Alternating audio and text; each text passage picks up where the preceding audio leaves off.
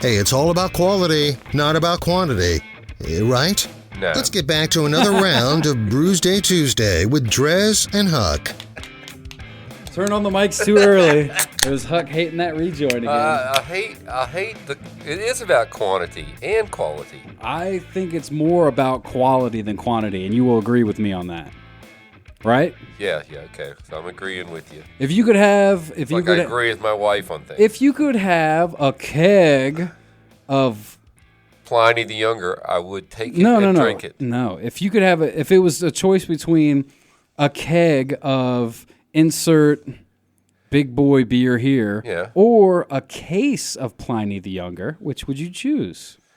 Depends on the situation. Would you choose quality? If I was having all my Brewsday Tuesday friends over, I'd get the keg, so everyone could have some. No, you get the Pliny. You get the Pliny the Younger, and everybody can have just a taste. Yeah. Well, some people like more than a taste. Either way, we're getting. Well, this show we're waxing philosophic. This show is a perfect example. This is quality over quantity because we only have, unfortunately, 4 of these beers. That's right. Because you opted to only get 4. I should have got the other 2 now that we've had the first round. Yeah, the first round was pretty good. So we're continuing with Barrier Brewing Company out of New York, and you handed me Deadbeat Godfather. It's an American-style Pilsner, and it's like a moose. Got a moose. It's Can like, you do the fandango? It's like a moose that's, Marlon Brando-esque, holding some type of a rat, because I guess Marlon Brando has the cat in the movie, right? Doesn't he have a cat? I don't know, but I love Marlon Brando. 5% ABV, so it's not a whopper like the last 2 were. But what you got over there? I got the Money, which apparently the one I did this in the wrong order. The one I had in the last segment was the Imperial Money. So this is the Money regular India Pale Ale. It's 7.3, which is really not regular. That's pretty good. That's still pretty good. So you already had the beefed up version of this beer. And this is not as sweet as that, but this is not a bad beer thus far. I'm just tasting it now. Gotcha. Party like a rock star. Get the popping bottle, spray it in the air like you don't care, because when you go through, all your money will make more. Cha-ching. Party like a rock. Yeah.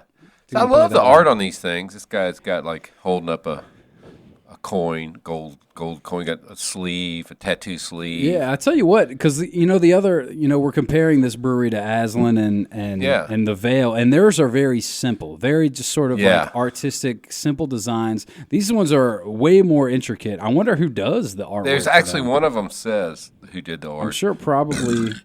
Oh, designed by, I'm assuming this is what it's referring to. Designed by Brad Manning. Yeah, that's the one. And this one's illustrated by Daniel F. Birch. So I guess they got a couple guys that can draw up some cool stuff with us. That's pretty sweet. Yeah, I mean, we got art. We got, beer. That's what's so great about craft beer. You got people, beer is art.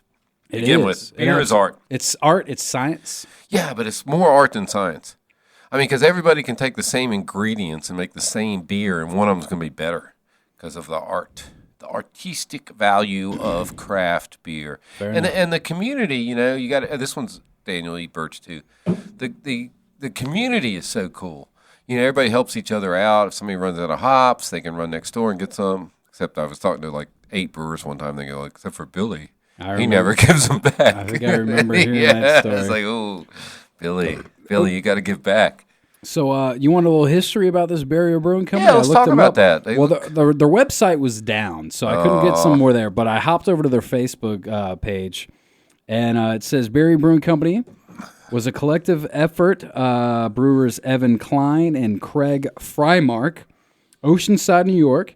Their first batch was 1 barrel system. 1 barrel. That's 31 gallons of beer. 2 kegs. 2 kegs. Yep. And in June 2010... That was back in June 2010.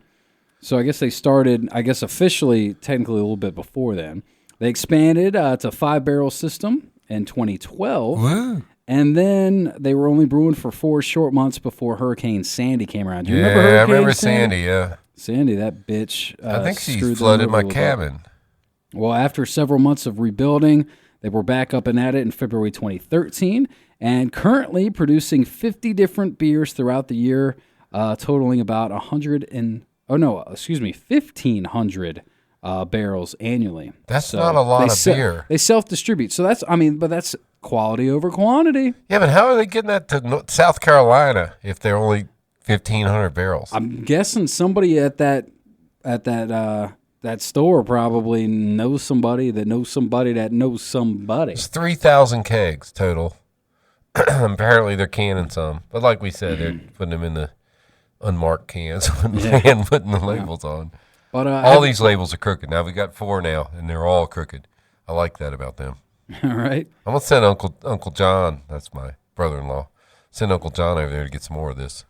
Uncle John's the man. Uncle John's going to go. When I forgot to tell the story, so I go to Total Wine. I go in and they go, well, do you have a frequent alcoholic card? And I'm like, well, let me think. Probably should get one. I said, is it like a phone number? They're like, yes. I pull up my phone. I give them my brother-in-law's phone number. And they're like, oh, John. I'm like, yeah.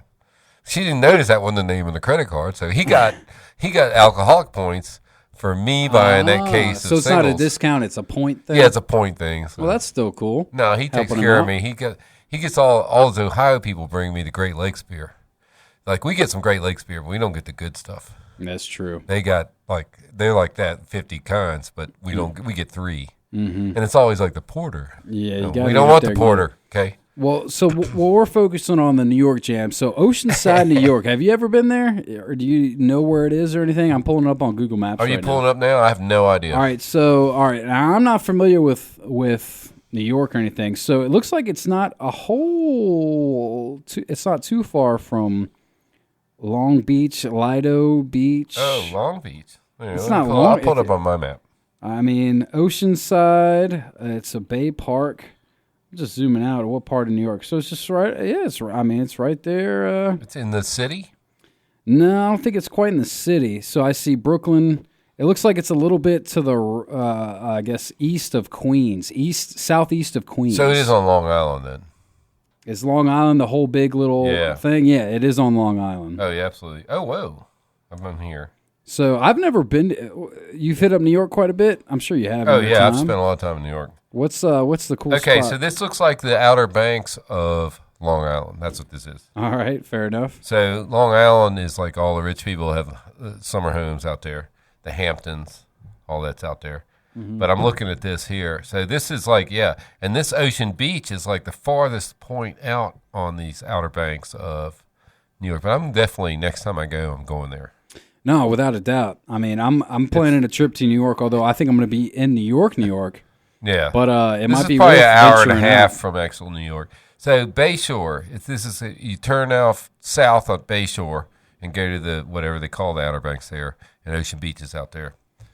So this looks like a great place to hang out. Yeah, these guys don't even care. That's why they're only making 1,500 barrels a year. They're on the beach. They're surfing. They're having a good time up there. They are making some damn good beer, man. Well, how's your? So you've had the Imperial version of the Money. And I gave it a 5.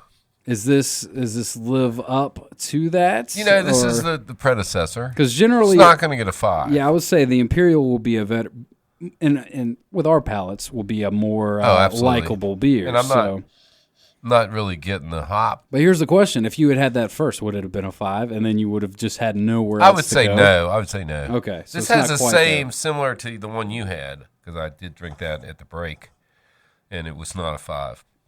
You had to chug it because it was a quick song. I did. Excuse me. Mm-hmm. That's happened when you chug it. April Fools. April Fools. I think this is a 4.25. I think that the imperialization of this beer was very strong. Key. Yeah, but I will say, maybe make it a 4.5. I'm looking at the lacing. This still has the lacing. It has the good head. But, you're right. After that other one was so good. You should have done it the other way. It's like that best beer I've had in a while. Should have done it but I'm going to give this a 4.5 because I'm going to say, okay, I dissed them myself. There you go. By doing them backwards. Well, the deadbeat Godfather over here. Yeah, Pilsner. The Pilsner, which we're not big on Pilsners. I mean, well, it's because it's Budweiser. It just tastes like, okay, this is just beer to be beer. Like, there's no super flavor that comes with Pilsners. If we had a football game in front of us or something, it would be better. Yeah, but But for, I guess, being a Pilsner, this is pretty good. I mean, it's definitely better than your typical, Right. top 10 American brews. But, I mean, it really, unfortunately, there's nothing really that sets this apart. It tastes like a Pilsner. But that's good. I mean, I think craft brewers should make more Pilsners, To appease the not... Well, just to give people an opportunity to be craft beer fans without having to drink a Budweiser. Well, or a Miller or a Coors. Well, they're obviously not a craft beer fan if they're doing that, but... Well, no, you can make a good point. You can make a craft beer without rice, without adjuncts. Well, no, I'm glad you brought that up because like my cousin, I was hanging out with him over before Easter and stuff up in Richmond, and hates IPAs. Right, but he doesn't hate every IPA. He doesn't realize there's 3 kinds. Well, right? The thing is, literally every IPA, he's like, I don't like IPAs. I don't like IPAs. So I would order an IPA. I would let him try it, and then of course he makes that face, and it's just like, all right, well, just because you, I make him try it because you have to. Get him a Bell's Two Hearted. Get him a 60 Minute. He doesn't like those. Nah, I'm sure he's had those. I don't know. I would try that. Either way, you're right though. I applaud them for making the Pilsner. Although it's just not my style, not my thing. So while it was once our thing. Well, no, it was never my thing. Pilsners were never my thing.